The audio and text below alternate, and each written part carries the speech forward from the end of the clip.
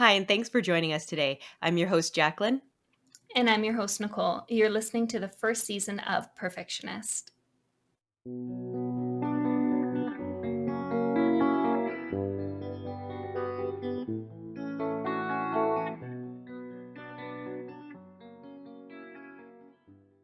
So, in this episode, we're going to be discussing part one of Tower of Dawn, which is called The God City.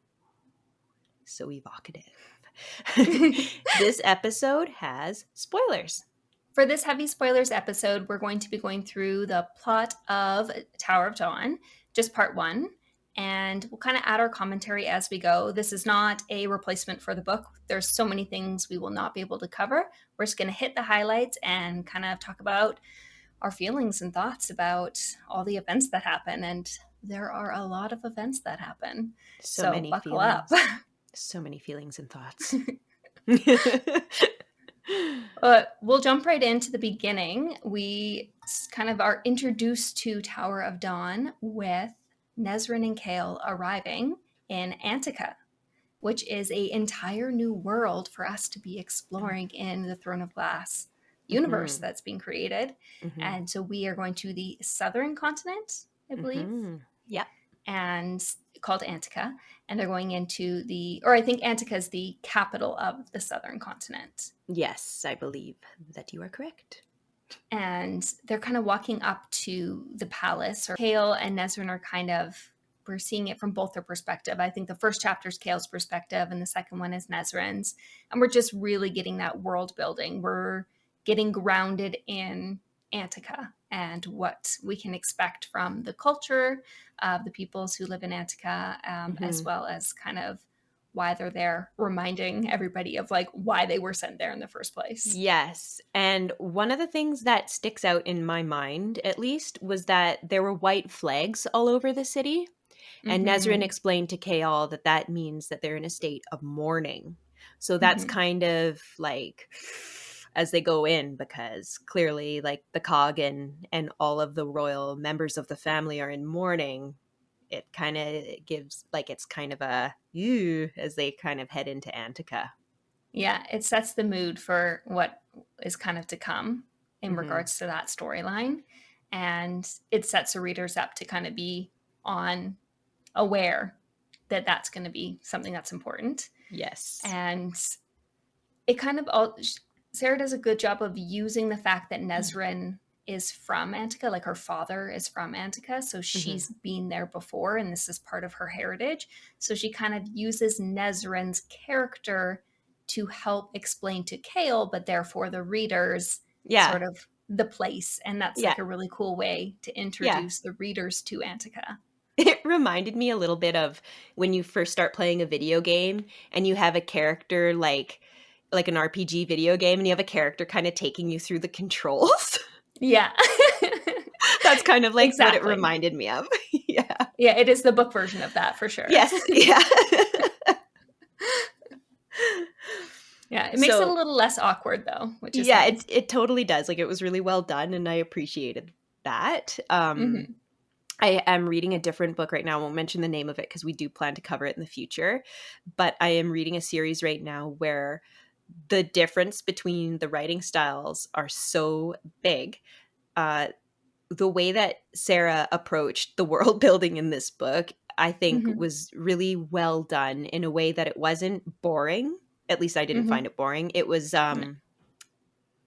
it was interesting, and it wasn't although Nesrin did explain a few aspects of the culture to Kale to help, a lot of it we were also just kind of seeing through Kale's eyes or or Irene or whatever. And there were things that were happening that helped us to understand how that culture works. Compared to the other book I'm reading, there's just a lot of talk. Where one character is literally just telling the other character. And that is so, in my opinion, so boring to read, rather than they're telling instead of showing, right? Yeah, it feels a bit more forced in that sense, where in Tower of Dawn, it feels natural. It the way does. It progresses. And if it were a movie, I feel like the camera would be swooping through the city and you'd really get a really good sense of where you are at. So having read Tower of Dawn and then this other series that I'm in, the contrast is just so much that Mhm. I'm like, wow, Tower of Dawn was really well done. Yeah, it kind of helps to have a reference point. Sometimes you don't appreciate something until you see it done in a way maybe you don't like as much, Yeah, or just totally. differently, and you can just then appreciate it. Yeah. So let's just recap real quick. Mhm. Why is Kale in Antica? And like he's there for two reasons, right? Yeah. First of all, he's paralyzed. So, and Mhm. the healers at the Torre Chesme, they're the best healers in the world, and so he's gone there to hopefully have his back repaired. Mhm. And he's looking to create an alliance with the Coggin for Aelin. So that's the Yes. whole reason that he's there. And Nesrin goes because they're kind of in a bit of a, well, I think at this point they're in a relationship.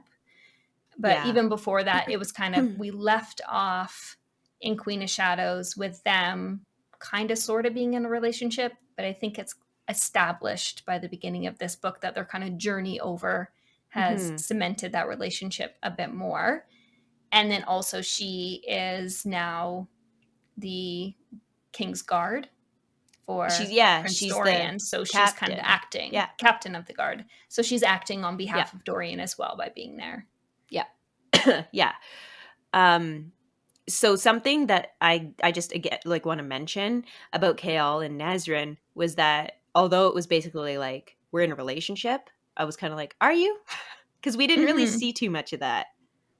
Yeah, I like how, like, we'll talk about it, I think, as the story progresses more, but I like how it was done because they are in a relationship, but it's not like a stereotypical relationship. I don't think they both are very free in a Yeah. way.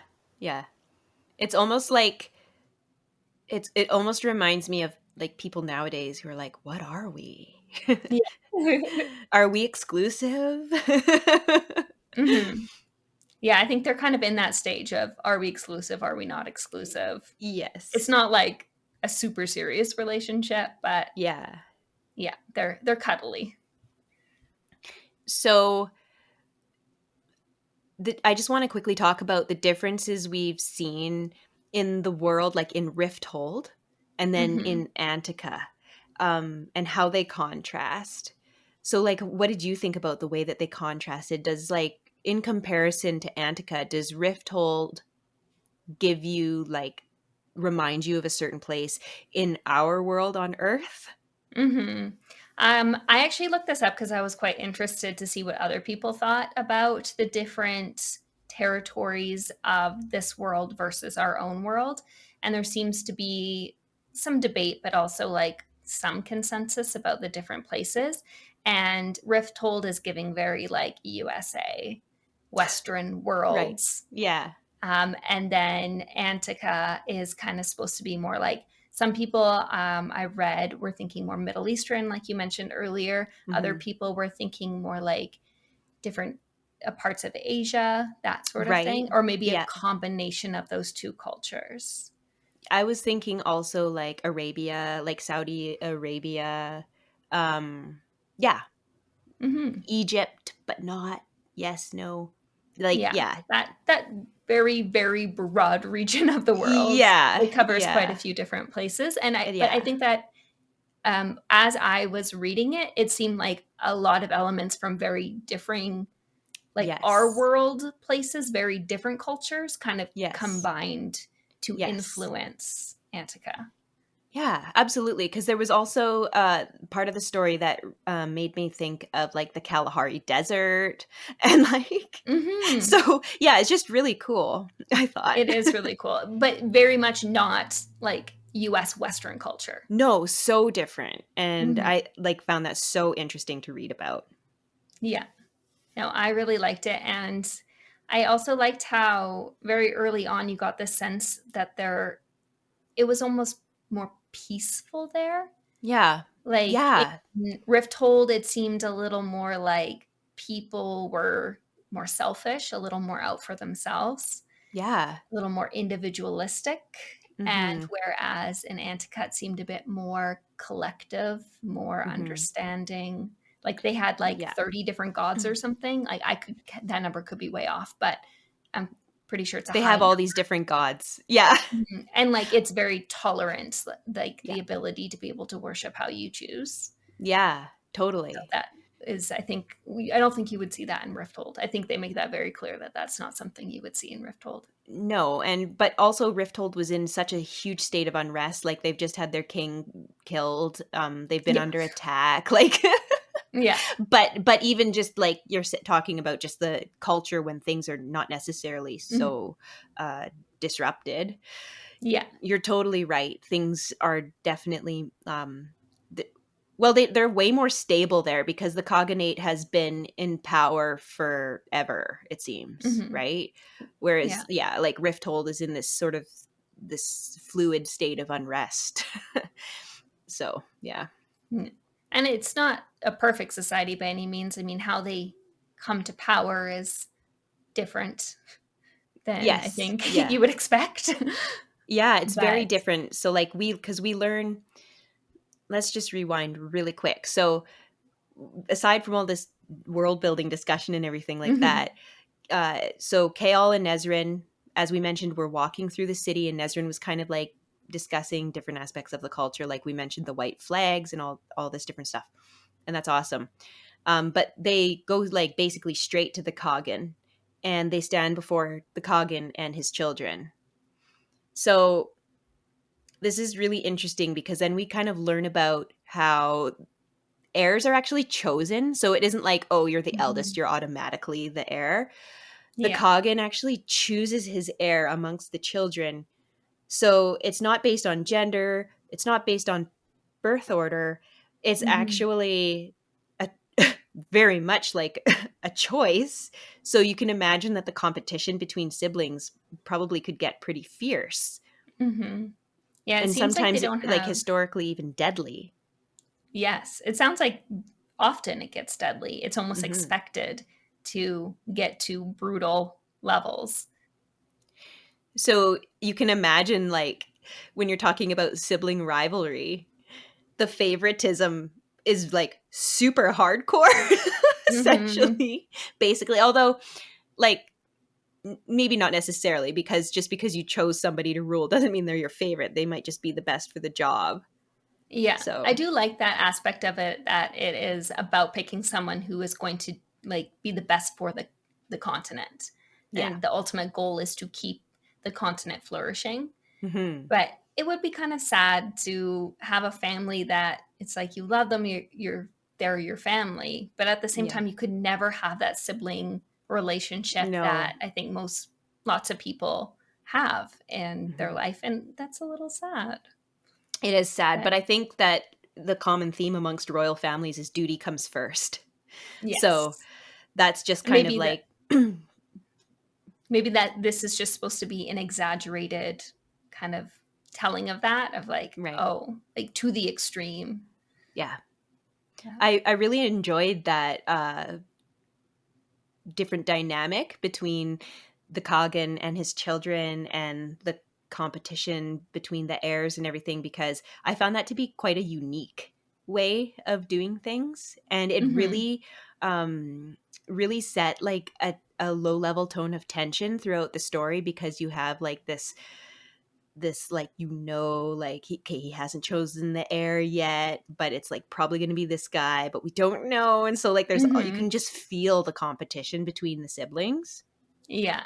But you can also, I feel like this particular group of siblings is maybe a little different than past groups, because you also feel a little bit more like they do have that typical, like what we would see in Western society. I obviously don't know how other cultures have sibling relationships, but based on my experience of sibling relationships, you do see a bit of that. Like they do seem to Yeah. joke around with each other, and Yes. there is like the one sibling where they're like, oh no, we like she's not being touched by the competition. Because I think Yeah. another level to it is whoever is picked to be the heir, everyone else is still considered a threat if they have children. So Yes. basically, if you are not chosen, you can't have children. Like you are forced to, and if you like Yeah.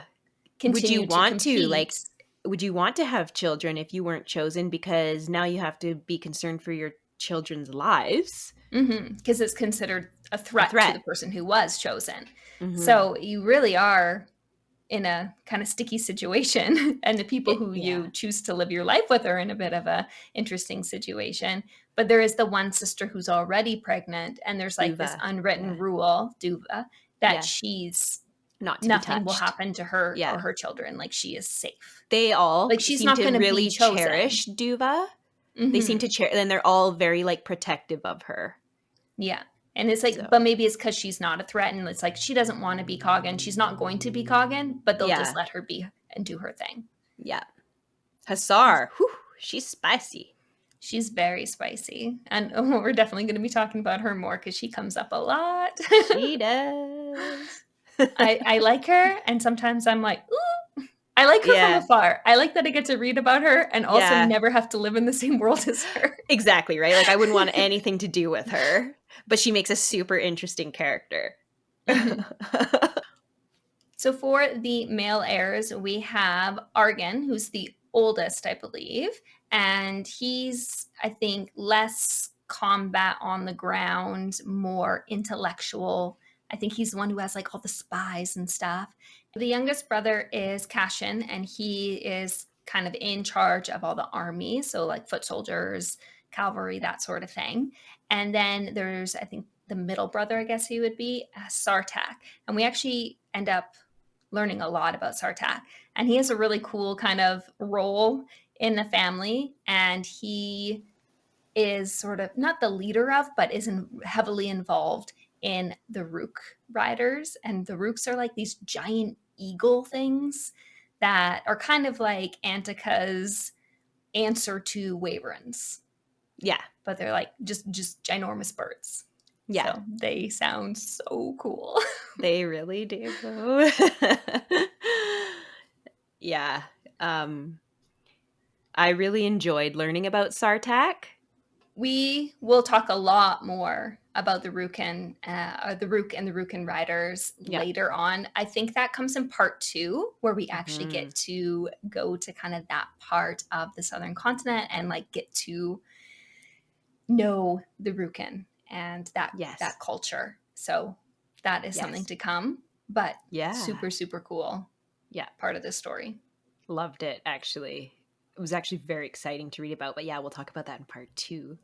So when Kale and Nezrin are standing there in front of the Coggin and all these people, Mhm. Sartak, Hussar, Cashin, all those guys, Argan. Uh, is Duva there? Doesn't matter. Anyways, probably. I think they're all there. Yeah. Um, they actually don't know because they were on the ship leaving to come to Antica that Rifthold was attacked. They don't know that. But Yeah. the Coggin, like, he's got eyes everywhere and everything. And so he like informs them of this attack.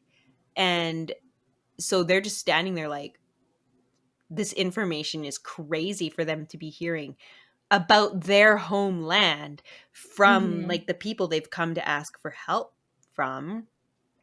So yeah, I think that it also is kind of, it almost is like, at least for me, it was kind of like the Coggin was like, we know all this information and you don't, and this is your Hmm. own home that you're from and you had no idea, like, we are superior, you know. He has the air of superiority in this moment, but I also feel that the eldest son, and I just said his name and now I've forgotten it again, Argan.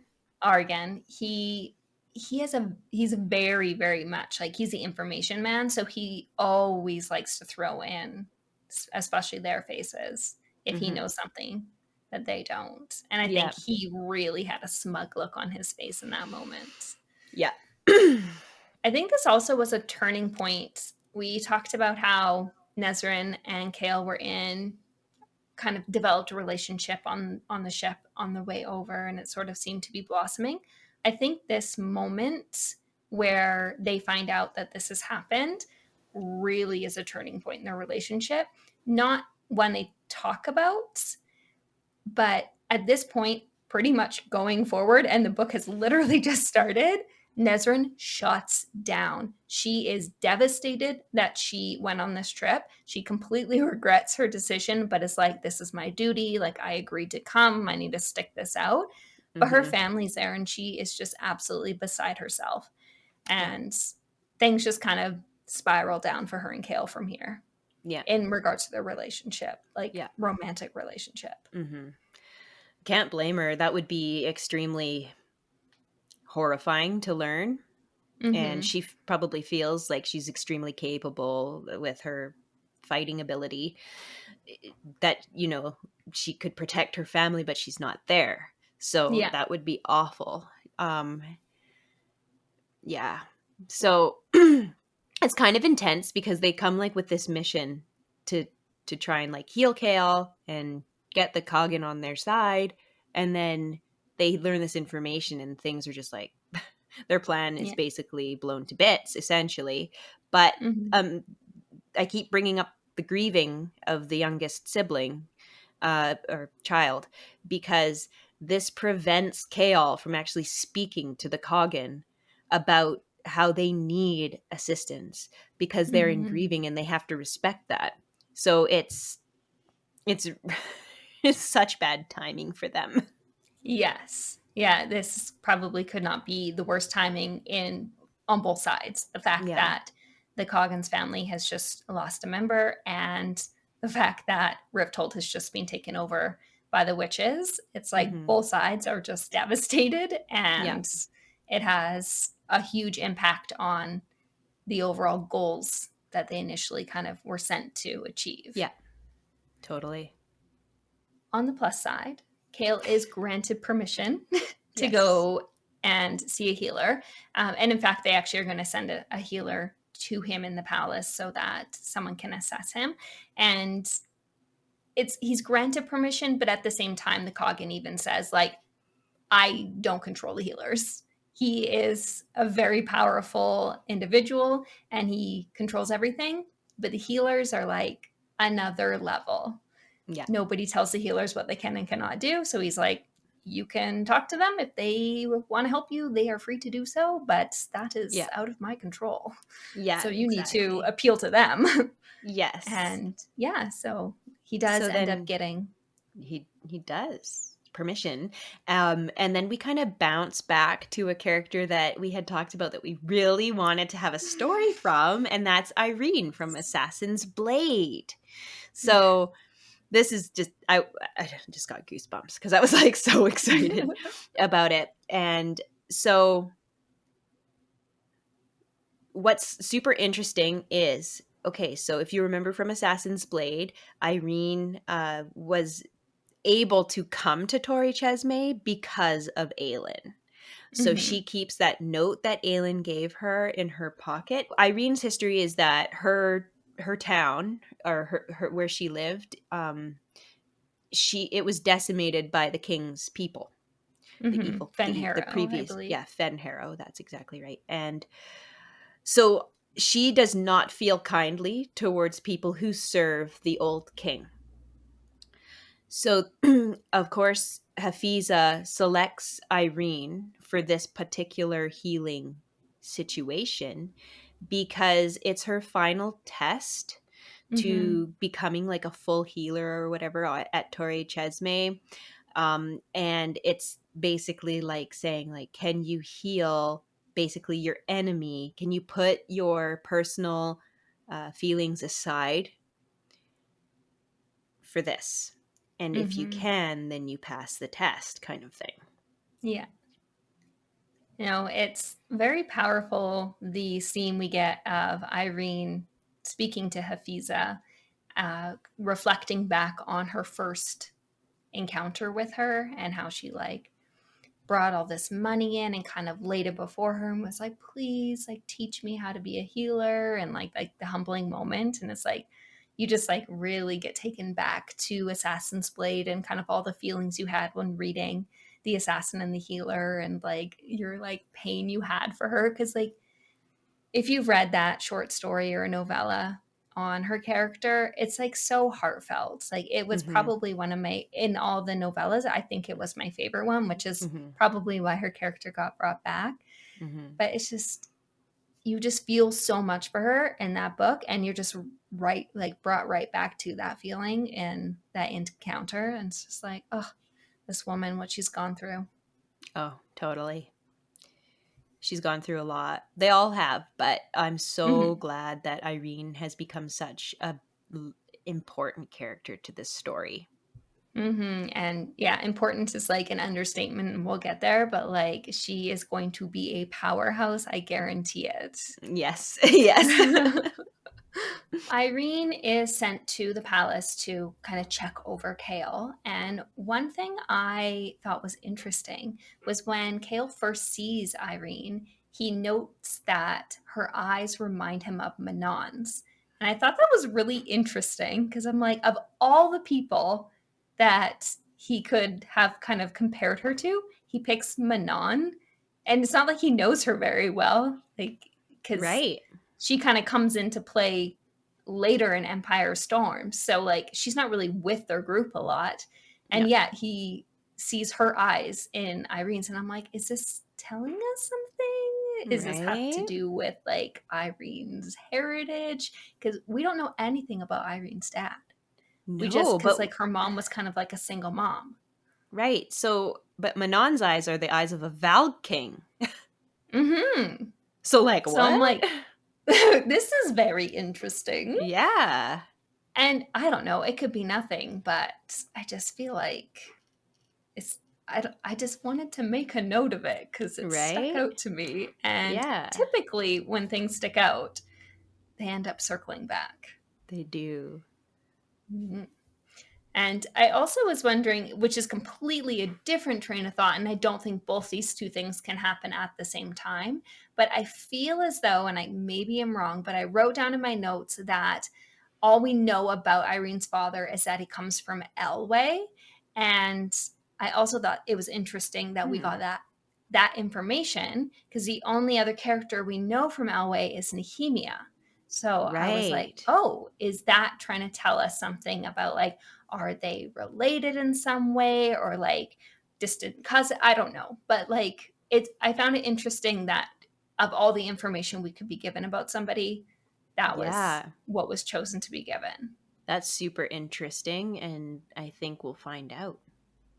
I hope we'll find out. But I think Yeah. there's just more to Irene's character than we know. And I think more than she knows, because if she doesn't know who her father is, that could set it up to be something Yes. pretty epic if Oh, yeah. if we want to go down that road. I feel like we will, because Irene is going to be such an important intrinsic part of this story moving forward. And like it's mentioned that she's the top student at Torre Chesme, but it's not Mm-hmm. even just that she's a top student. It's almost like a savant situation because she's only been there for a couple years, I guess.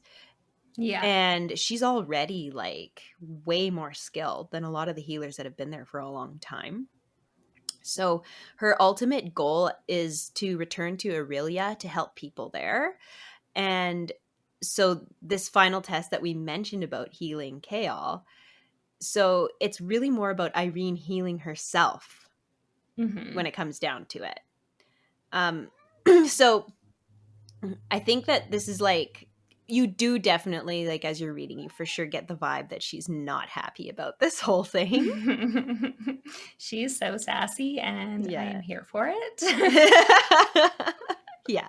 She like puts Kale in his place immediately and is not putting up with anything he might throw at her. And Yeah. it's, their dynamic is so fun to read. He's, to be fair, he's like kind of rude to her. I mean, Kale's like not a very likable person. Like, if you were to meet him in real life, you'd be like, this guy's the worst. He's such a, I don't even know like how to describe him. He's just like, I don't know. He's just not very likable. Like first impressions, I Yeah, feel. I feel like he's not the best in social interactions. Like he could use some etiquette classes or something. Yeah, totally. He's He's used to just very being off on his own, being like the boss. I think that's it. He's used to being the boss. yes. And I don't know if he does very well in other situations, but He's also he's willing to extremely learn. serious. Yes. Like, So, but so serious. It's just yeah, like he's used to being like, I am the captain of the guard. I'm going to do, my duty. And like yeah. duty and honor is like so, so important to him. Yeah. But I think that the people he is surrounding himself with is helping him to build more of a character outside of just that one kind Yeah. of. Focus. Mhm. Yeah. So at the beginning, we talked about how there was the white banners for mourning and that it was the youngest of the Coganites children who had unalived herself, or at least that's what is sort of the theory of what happened. But Cashin doesn't think that that is what happened. So he goes to Kale, knowing Kale's background and history, and asks him if he can investigate the mystery of this youngest sister's passing. And Kale's kind of like already immediately thinking, Valg. Is it Valg? Could it be Valg? So he's asking Cashin questions about this. And at this point, I'm like, I know this is going to be important to the story in some way or another. I just wasn't Mhm. quite sure how. Mhm. But I think it was something it was an important part of the story, even though it was kind of just like almost like an aside, like he just pops in as like, hey, but what I like about this is it almost is bringing me back to like Throne of Glass OG vibes Yeah. with this like Murder underlying mystery that mystery. needs, Yeah. yeah, like a murder mystery that needs to be Yeah. solved. And I'm like, yes. Not that Yeah. she's gone, but like I like this little murder mystery thing that's kind of threaded throughout these books. Yeah, definitely. I thought that was interesting because when we first arrived and found out that they were mourning, I was kind of like, oh, bummer. Huge bummer for everyone, but like bummer for, Aelin and Kaol for the fact that like it's kind of an urgent situation. They need help, but like it's just grading Mhm. along so slowly. But then when Cashin came into Kaol and he's like, I need you to investigate this, I was like, okay, so there's something more to this than the fact that it's gonna like extend their time here or whatever. Mhm. So yeah, beyond that though, I had zero theories as to what it could be. But Yeah. I thought it was interesting though that Cashin was like, I don't think she would commit suicide. I don't believe that's what happened. So then it's like, well, then who murdered her? Like, what? Mhm. So yeah, Yeah. very, So very it's like, interesting. and then you're left wondering, like, is this connected to the stuff that's going on? Like, is it the Valg? Or is this something completely different that's going on in Antica? That Yes. is like, are we going to get a completely other, like, side story coming in? Hmm. So there was, at this point, it was just like such a small bit of information that it left it wide open to what could be Yeah, done with the storyline. definitely. Yeah. And then we also find out that there's dark magic attached to his back injury, which were you surprised to find that out? No, I don't No. think so. I think that that makes complete sense. It tracks. Yeah. I mean, also like he was hit with magic in the back. So Hmm. to me that And like yeah. Yeah, I it's a think magical we injury. it's a magical injury from a evil character. Yeah. So So makes sense. But what's super cool about this is that he has a literal physical injury that is preventing him from walking, Mhm. preventing him from ing. Ing. Endings are important. Yes.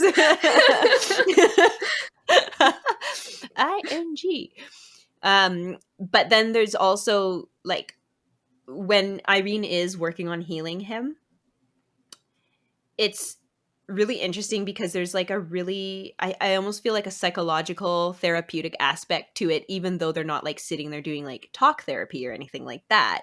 Hmm. It's this dark magic inside of him that is sort of also woven with his own feelings about himself and how much he hates himself.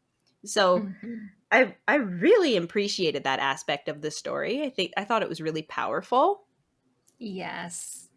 I think this is one of my favorite parts of the story is like the theme that is presented through his injury of this kind of physical but also psychological battle that Yeah. people can have, especially people who are battling with changing, because Kale is a character who was very set in his ways, and this is Hmm. sort of a journey for him that he's going on throughout this particular book. But I think it started back in Queen of Shadows Yeah. with him kind of being opened up to the world from other people's perspectives.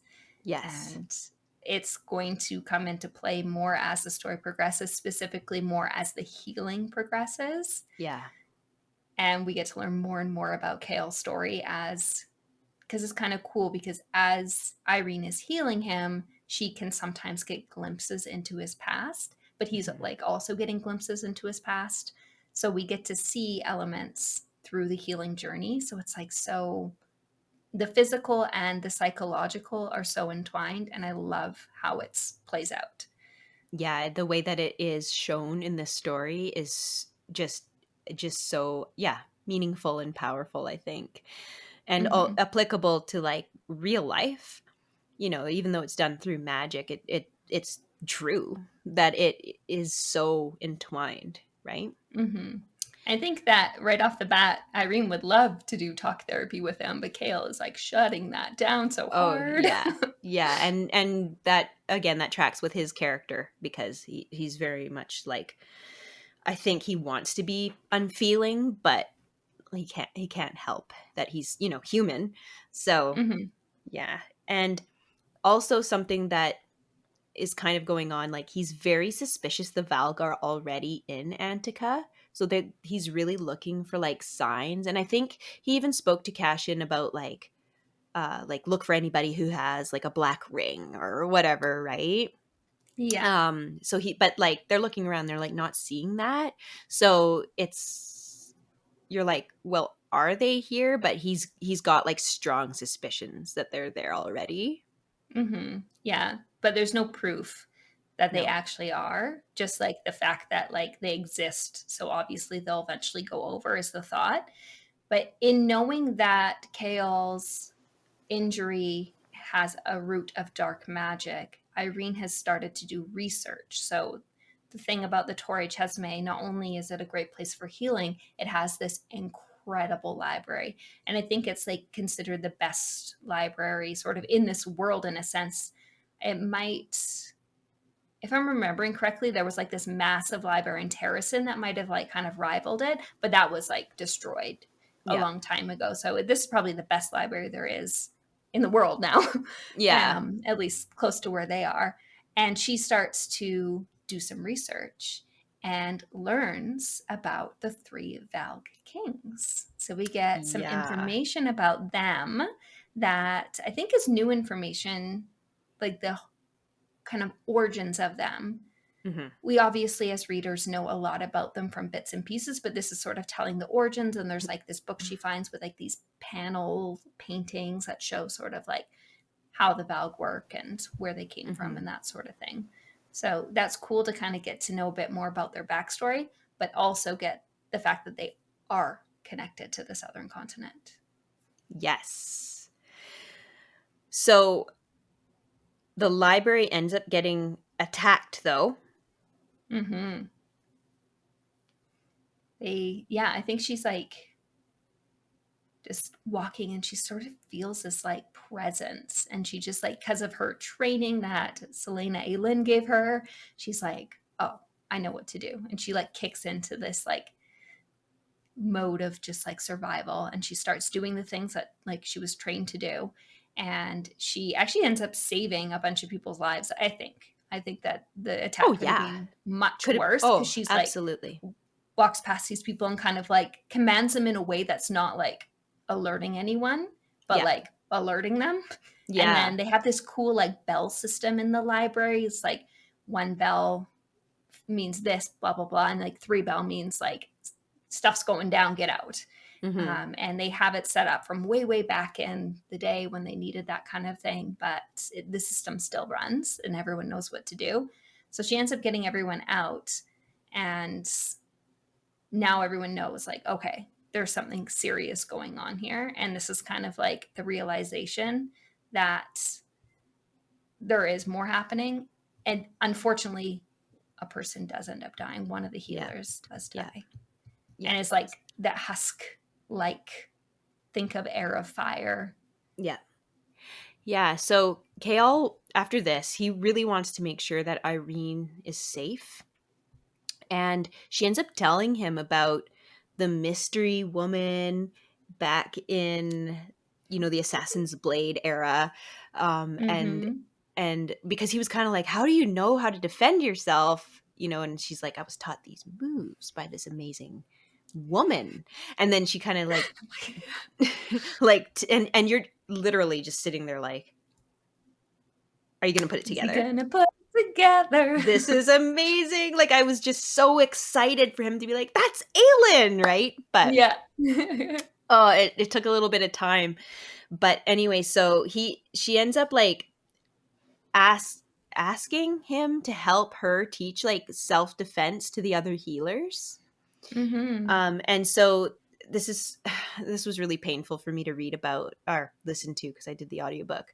But like Kaol, because he's really going through this like identity struggle with the fact that he can't walk and like he's always been so physical and capable in the past. And so I was actually feeling super sorry for him. But anyway, he manages to like kind of power through that, and then he's like helping Irene and teach the healers these self-defense classes. And like once he kind of like is there, he's kind of like, oh yeah, this is like really important. Mm-hmm. Yeah, and I thought the scene was kind of funny. And he's like, "Oh, so the first thing is this," and they're like, "Yeah, we learned that week one." He's like, "What about this?" They're like, "Yeah, we covered that the second day." And then he's like, "Okay, well, this is what we're working with." And then he like gets into the good stuff, and they're like, "Yeah." Yeah. He's like teaching them how to like flip full-grown men, and like the guards Yeah. are like the willing Yeah. participants to be Yeah. flipped and stuff. So it It's really was good. it was a cute scene. It was. So, as we mentioned before, there's this kind of aspect of Kale's injury that is more psychological. And I think Irene knew that from the beginning, that she would need to reach him like on a psychological level. But through one of her healing sessions, she realizes that's kind of entirely how he needs to heal. Like, yes, she'll use her magic to physically heal him, but the problem isn't the physicality necessarily. It really is the emotional side of the injury that needs to be dealt with. Mhm. And she discovers this in the sense that light is going to be needed to counteract the darkness of the magic that attacked him. And so all of the like self-hate and stuff that Kale has is kind of the biggest battle that they have to be tackling in this, which Mhm. is very difficult when Kale refuses to talk to her about anything.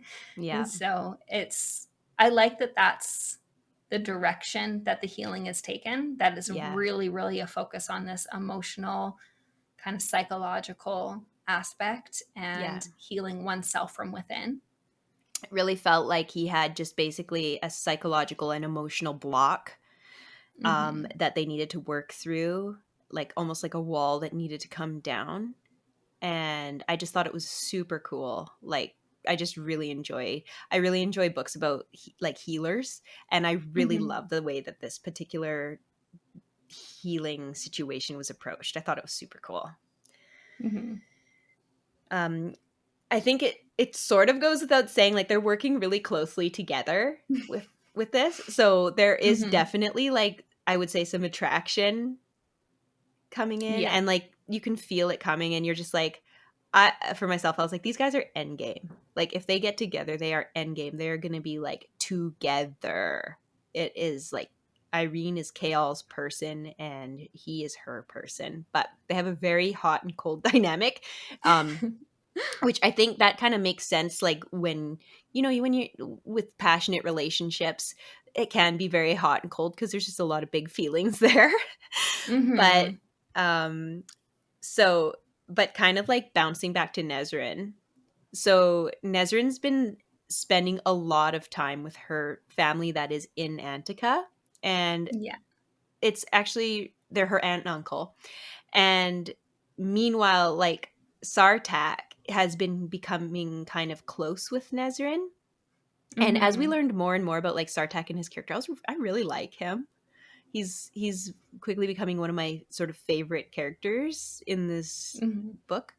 We mentioned earlier Sartak's the Rook Rider. He's the commander of the northern armies of the Rukin. So he's a very like powerful leadership position for the Rukin. Mm-hmm.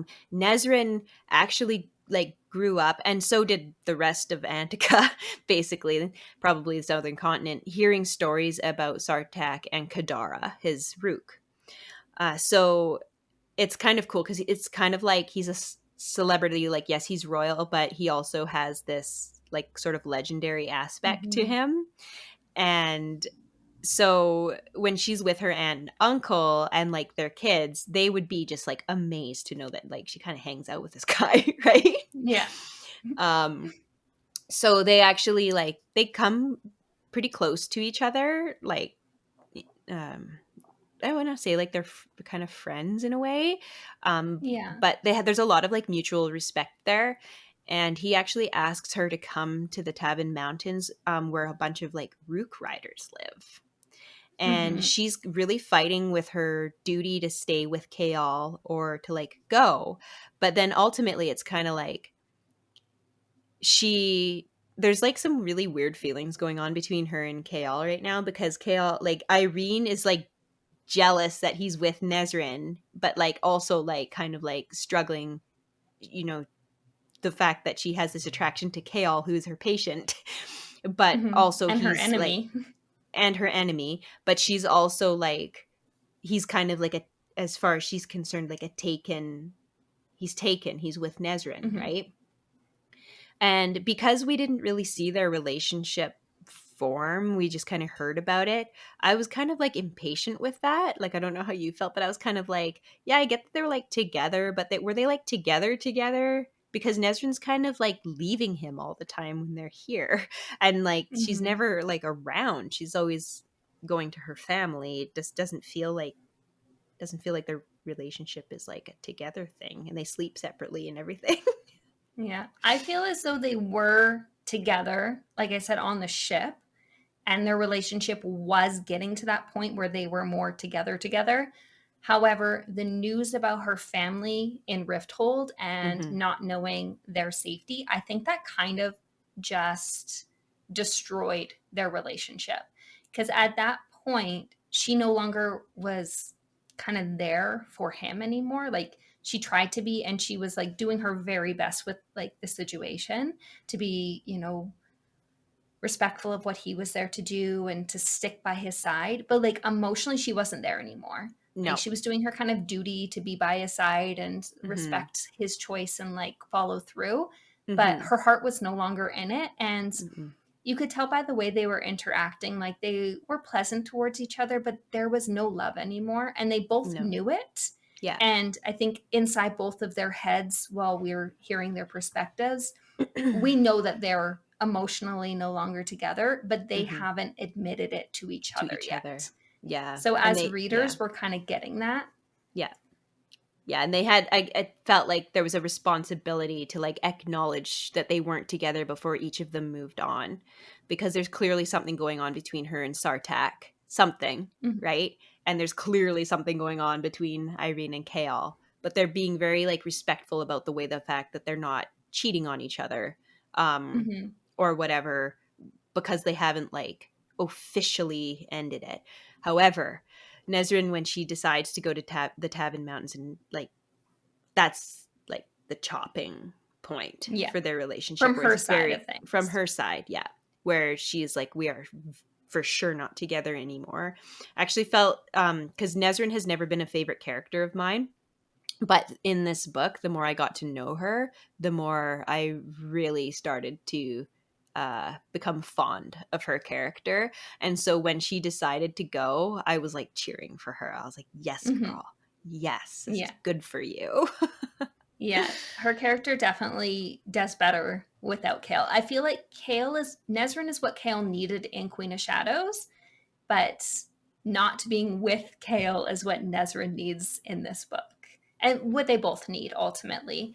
Yeah. And another part of her going on this mission is she has been going and kind of hunting Valg. So Kale's like all for her going on the mission in a way. Like she leaves without telling him other than writing him a note. But Kale knows that she's been working with Sartak and kind of trying to get as much information out of him as possible around like the Valg and like things that are going around in Antica. So she's been kind of on this mission, which is how she's gotten so close to him. And Yeah. now the premise of her going to the Tavern Mountains is for her to learn more about the Valg. So it's not like she just like took off with this guy. Like Yeah. she is actually still like on a mission for Rifthold and for like she's still fulfilling her purpose of learning about the Valg and perhaps seeing if the Rukin can be swayed to come to battle. Yes. So, who was your favorite character in part 1? Irene. Yeah. Oh, same here. What about your least favorite? I think that's a hard one, but I have to go with, I don't even know if it's in part 1. I don't know if I had a least favorite character in part 1. I was going to say that it is Hassar in a love to hate her kind of way. But I feel like like her deviousness happens more in part 2. Right. Because we didn't really talk about her other than her introduction here. So yeah, I don't know if there's anybody. What about you? I think Argan was kind of my least favorite character in part 1. Just because he's not very much on their side of things. Mm-hmm. Argan to me is like, I keep forgetting he exists. That's how much I don't like him. Yeah, right? He's just nothing, which is so rude. I'm sorry, but like, no, it's not he's rude. kind of a snake. He is, and that's why I don't like him. So finally, at the end of part 1, Irene and Kale go back to the Torre Library to try and find more information on the Valg. Kale, like, there was this huge scene where Kale, like, was trying to tell Irene all about, like, the truth of everything that's going on. And, like, that's really rewinding. But, like, going forward again, so they go back to the library because they're, like, really trying to, like, research all this information. And shortly after, they actually get attacked by Valg there. Mm-hmm. Yeah, in Kale's rooms, they are attacked, I believe. And they like end up locking themselves in the bathroom. Oh, it's and so creepy. The Valg is like whispering Irene's name. Yeah, like in it's a so really creepy voice. Kind of like horror in a way. And they're like trying to barricade themselves and like trying to figure out like where it could get in. And it's like in the book or in the audiobook, it was like Irene. And I was like, woo, it's so creepy. You did that perfectly. Oh, thank you. You're welcome. But it was so creepy to read, like listening to the audiobook, the way that it was said. So well done. But it was such a like powerful moment too, because we learn one, it seems like the Valk is after Irene. Yeah, right. Which is like, okay, why? Like, she's awesome. I can get why you want to be her friend, but like, what's going on here? And we also kind of see how like their relationship, because like Kale's all like, you get away, I'll fight them, even though like she's like, dude, you're in a wheelchair, like I know you're strong, but like there's only so much you can do against a Valg. And then so she's like, I'm gonna stand and fight with you. And it's like the fact that they're both like trying to like push each other out of the way to save each other. I know. And you're just like, okay, you guys love each other, come on. Yeah. Oh my gosh. You know, like I was thinking like, what was the Valg's intentions? Like obviously to get to and probably kill Irene or take over her or whatever, but like who's gonna come out to someone going Irene, like no one's gonna open the door. Like if you literally would just like knock knock knock, hey Irene, are you in there? There's an emergency healing situation. Like, you know what I mean? There's a way to do it. Maybe Valg aren't the brightest. I mean, what we end up learning about them, it tracks that they wouldn't be the most intelligent I creatures. mean, like, maybe not in this particular world. Maybe that works back, like, where they come from. But Maybe. I mean, they must have thought unless that this tactic Valg was going to work. or they just, like, wanted to inspire fear. Yeah, I I'm just sure kinda that's feel more like what if they a were going Valg for. wanted to come for you, that a door's not gonna stop them. But so, like, Hmm. yeah, anyway, I just kinda, like, was that scene literally just to get across the point that they want, like, Irene, and also just to be extra creepy? Like, was it Hmm. just, like, to ratchet up the tension, or, like, what? But anyway, maybe I'm thinking too Was deeply it into to it. advance their romance, maybe? Yeah, And maybe, like like, or how we see them? yeah. I don't know. It was a good scene either It way. was, it was. I'm not 100% sure what Sarah was thinking when she wrote it, but I love it. It was great. Yes, Yeah. I enjoyed it. Yeah. Well, thank you very much for joining us today, and in next week, we will move on to part 2 of Tower of Dawn. We hope to see you then. Bye for now. Bye-bye.